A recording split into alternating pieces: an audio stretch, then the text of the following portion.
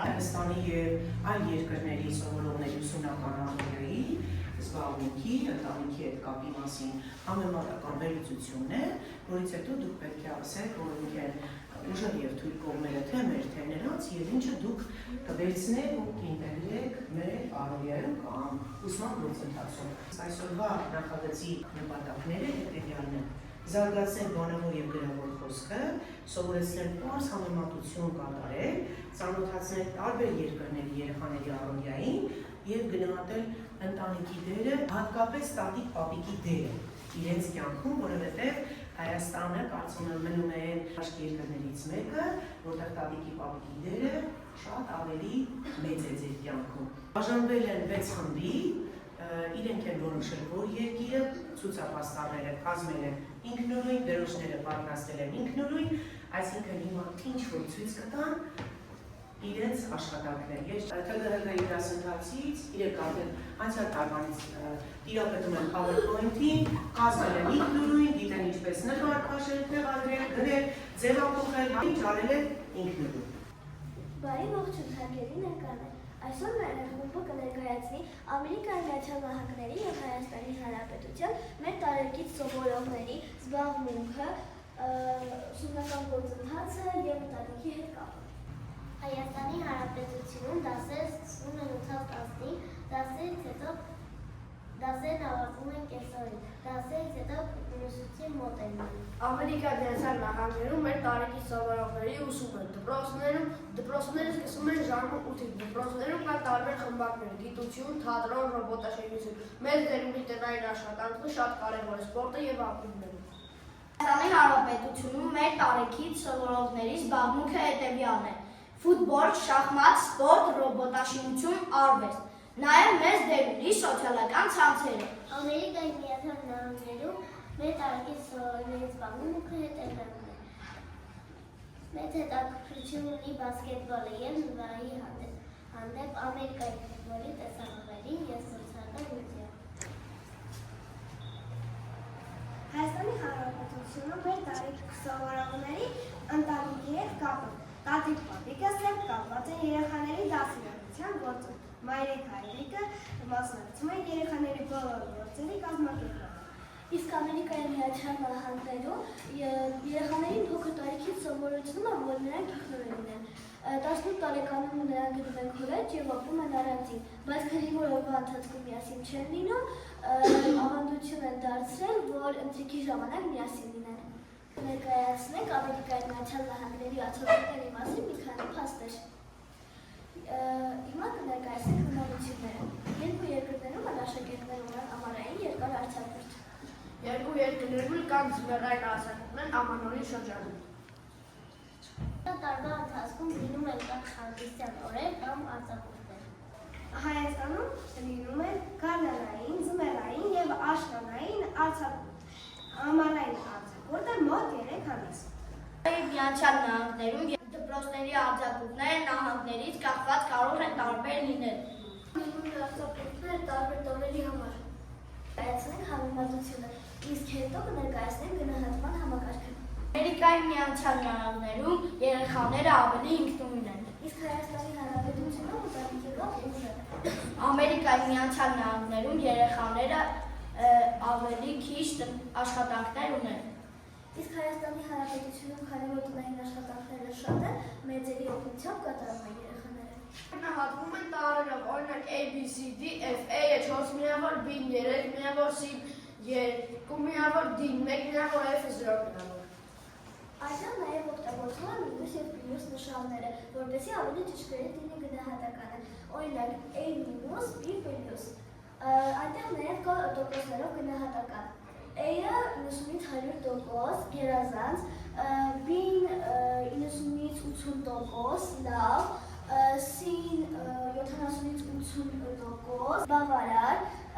D-ն 60-70%, անբավարար, իսկ F-ը 0-59%, այսինքն շատ վատ է։ Միացյալ Նահանգներում նաև գործում է GPA համակարգը, որը ծնողները կարող են տեսնել, թե երեխան ինչ գնահատական է ստացել։ Հայաստանում նույնպես գործում է այդ համակարգը, Այդ նրա անունը էլեկտրոնային մոդիան է։ Եզրակացություն արեցին, որ երկու երկրների մեջ կան նմանություններ եւ տարբերություններ, բայց ամենավատը այն է, որ երկու երկրների մեջ շատ տարածված է սոցիալական ցանցերը։ Ասեցիք, լսենք հարցերը։ Բոլորն են մասնակցել։ Այո, Օրինակով է պատրաստել այս գեղեցիկ պաստառը, ով է նկարել։ նկարել է Էմիլին, քանի որ նա շատ գեղեցիկ է նկարում։ Ես ու Հայկն ենք գրել, քանի որ գեղեցիկ է նկարում, իսկ Ադնան եւ Հայկը պատրաստել են պաստառը։ Սուրենն էլ մեզ այդ հարցում օգնել է։ Իսկ ԹԳՀԳ-ի դասընթացին մասնակցել եք PowerPoint-ով այդ տեսասահիկը պատրաստելու գործում։ Այո, մասնակցել ենք եւ դժվարությունների չենք հանդիպել։ Ինչպես եք գնահատում ձեր աշխատանքը։ Ես կարծում եմ, որ մոտենք գերազանցի, որովհետեւ բոլորը իր աշխատանքը տարեկան։ Այսինքն միավորային համակարգով 10-ից 9 գնահատեցիր դու ձեզ։ Իսկ տարական դպրոցում միավորային գնահատում կա։ Ոչ, այնտեղ բնութագրիչներ են։ Այստեղ բնութագրիչներ են։ Ապրեք շատ։ Ցանկություն առաջացած որ ապրել կամ սովորել Ամերիկայում։ Ինչի ցանկություն առաջացել է դասում։ Ինքը հետաքրքրեց ձեզ, տարավ դեպի իր մոտ, այդպես կարելի ասել տարավ ձեզ։ Այդ հետազոտության ընթացքում հասկացանք, որ ճիշտ է զարգացած երկիր է, բայց այնտեղ շատ են սոցիալական խավերը եւ պետք չէ կարծում որ այնտեղ ապրել եւ բնականաբար այդքան այնտեղ չէ։ Չնայած որ այնտեղ ավելի լավ է, որ ինքը երեխաները կարևոր։ Այդ գալարը տեսեք եթե տատիկ պատիկներն են ձեզ օգնում, ձեզ սովորեցնում, խրատներ տալիս։ Դե նայած դեպքերում։ Այսինքն միջի որ պատիկ տատիկ ասած է օգտակար։ Քանի որ բոլորում են լեզվով, օրինակ դատիկ Ում է շացիլու։ Հարգելի դասընկերներ, մեր թիմը ներկայացնում է Հայաստան եւ Վրաստանի մեր տարեկից սովորողների ուսումնման առօրյուն։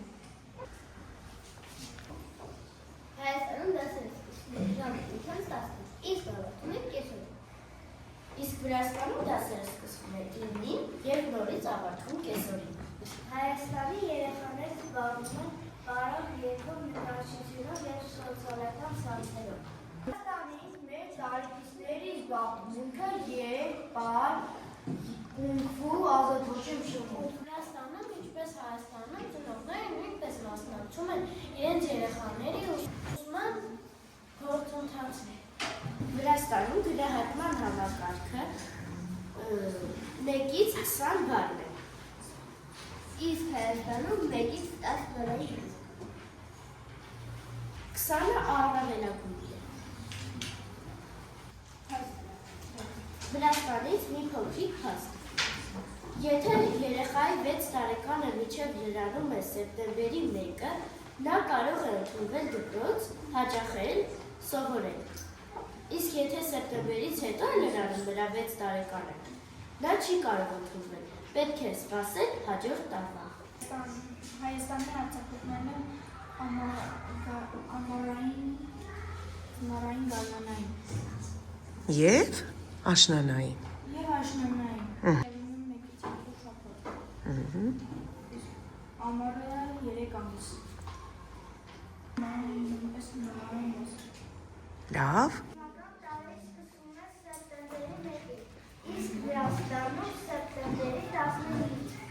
Ինչ դժվարությունների դուք հանդիպեցիք։ Մենք դժվարությունների չենք։ Իսկ ովքեր են մասնակցել պաստառի պատրաստմանը։ Մեր օրս մասնակցել ենք։ Շատ լավ։ Ինչպես եք գնահատում ձեր աշխատանքը։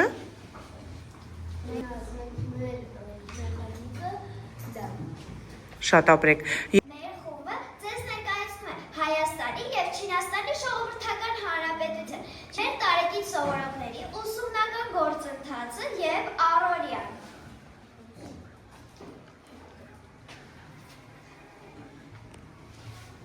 Նախշն ասած, որ Հայաստանում դասեր սկսում են 8-10, իսկ ավարտվում են կեսօրին։ Իսկ Չինաստանում դասեր սկսում են 7 կամ 7-ից, իսկ ավարտվում են 20-ից։ Չինաստանում մեր տարեկից սովորողների զբաղմունքը հետևյալն է։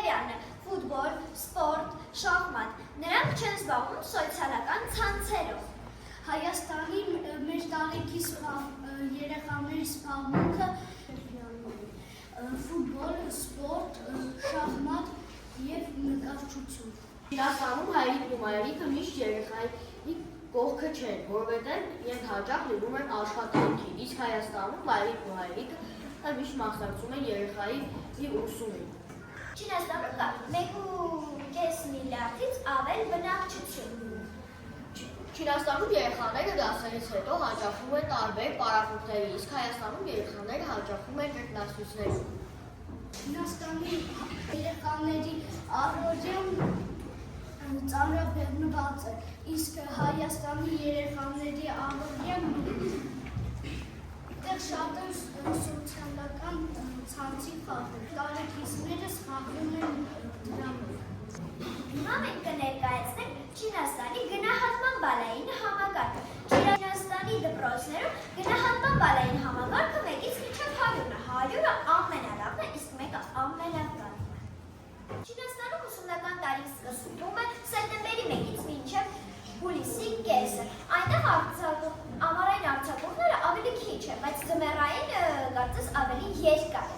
Չինացի երեխաների առօրյան համեմատաբար ավելի ծանրաբեռնված է, սակայն երբ երեխաները խաղում են, սովորում են եւ ժամանակ են անցկացնում ընտանիքի ու ընկերների հետ։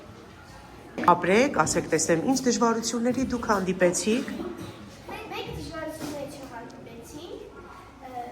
հակառակը մենք թեմայից բացի ավելի բաներ սովորեցինք։ Այստեղ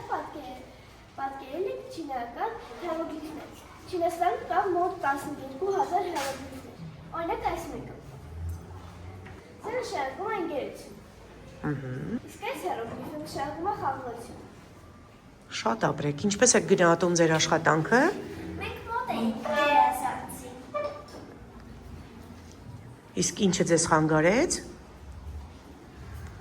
Մեզ ճիշտ ասած ոչ բան չխանգարեց, բայց մենք համարյա հասնում ենք գերազանցին։ Շատ լավ։ Իսկ բալային համակարգով, եթե դուք հիմնական դպրոցի սովորողներ լինեիք, ինչպես կգնահատեիք ձեր աշխատանքը։ Մենք կներկայացնենք 10-ից 9։ Մենք այսօր կներկայացնենք Ռուսաստանի Դաշնության և Հայաստանի Հանրապետության մեր տարեկից սովորողների առօրյան ուսումը և ընտանիքի հետ կապը։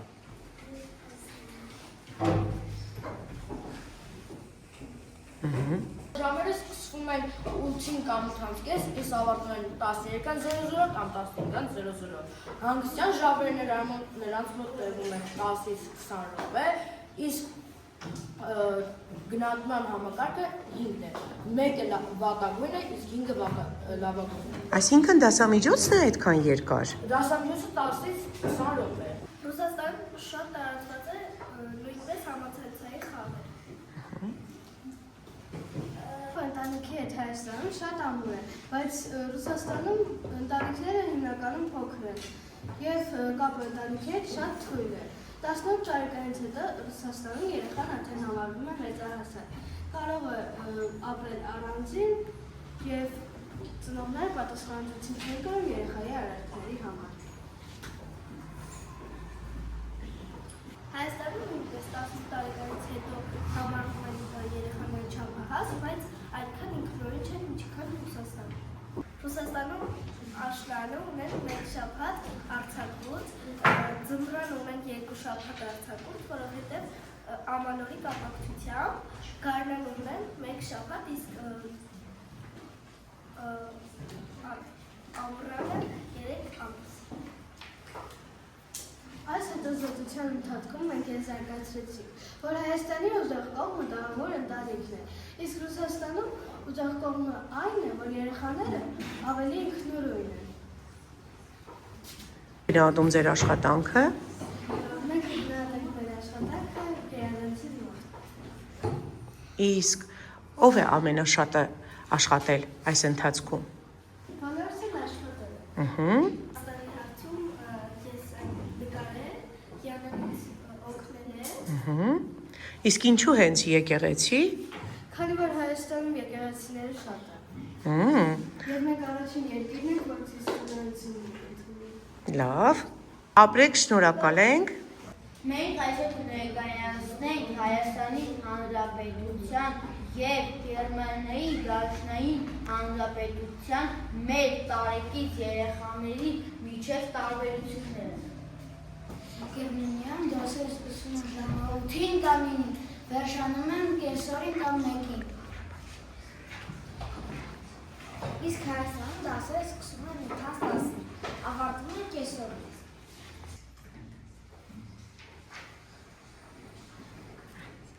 Գերմանիայում կա 16 նահանգ և այնտեղի դպրոցները սկսվում են տարբեր ժամերին։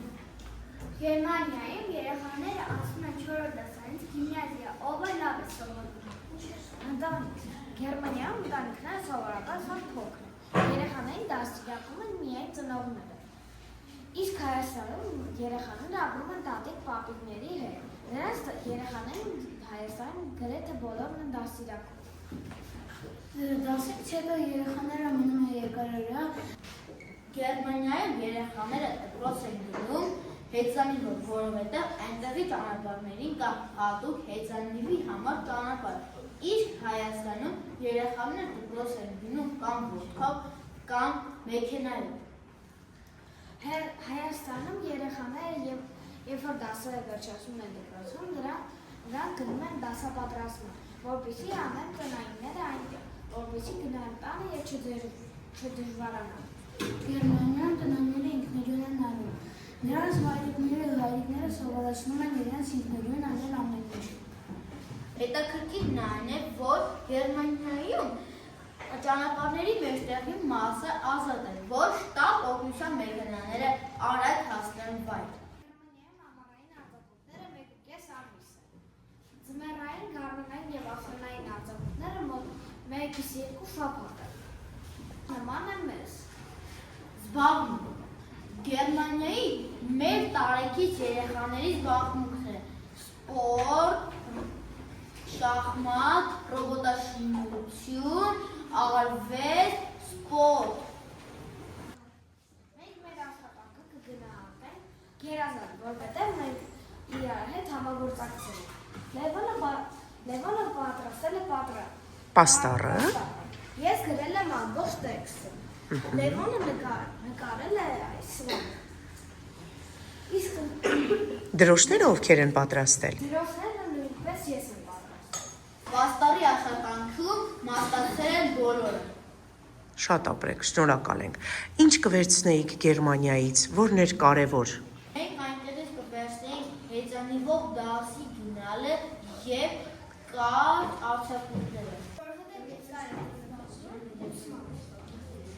Ընկերներ և ուսուցիչ։ Ձեզ ենք ներկայացնում Հայաստանի Հանրապետության և Ճապոնիայի մեր տարեկից սովորողների ուսումնական գործընթացը և առօրյան։ Ուսումը աշխարհի ամենահետաքրքիրներից մեկն է։ Այնտեղ մեր շեշտադրում է կատարվում ոչ միայն ուսումի վրա, այլ ինքնակրթության վրա։ Ճապոնիայում դասերը սկսվում են 8-ից 9։ Այդտեղ 6-ից 7 տարեկան երեխաները շատ ինքնուրույն են և մենակ են գնում դպրոց։ Այնտեղ երեխաները ունեն հատուկ հավատքից և պայուսակ։ Այս ուսումնական դասընթացը ավարտվում է երեկոյան։ Սրանք մասնավոր լացուցիչ դպրոցներ են, որտեղ երեխաները դասերից հետո գնում են քննություններին պատրաստվելու համար։ Շատ աշակերտներ տուն են հասնում ուշ երեկոյան։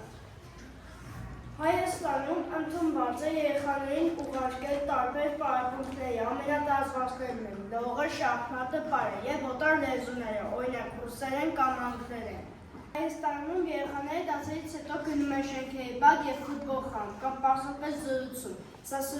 Սա ինքնուրույն սոցիալիզացիայի լավագույն դպրոցներից մեկն է։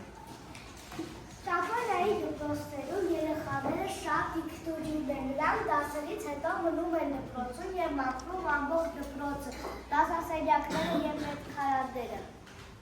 և միջանցքները։ Նրանք նաև չունեն բուֆետ, նրանք ճաշում են դասասենյակներով, տանից սնունդ են բերում և ճաշում, այդ շնդանում են գյուշոկու,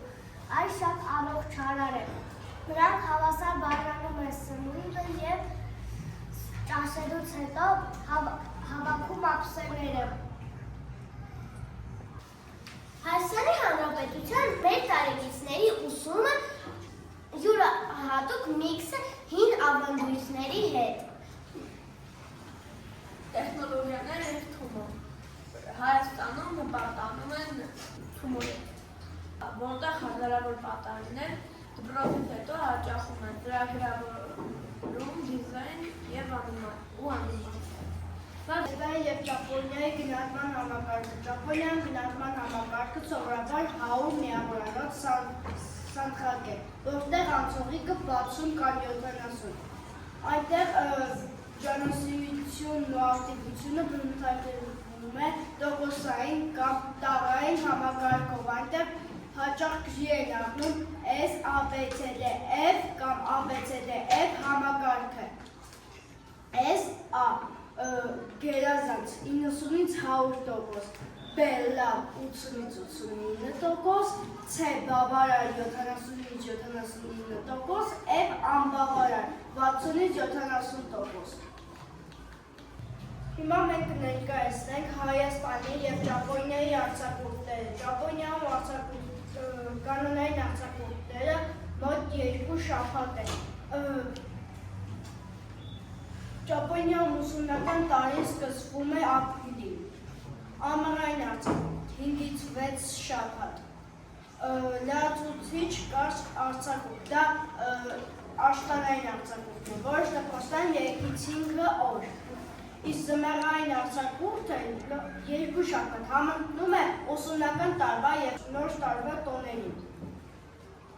Ուսումնական տարին սկսվում է ապրիլին Ճապոնիայում։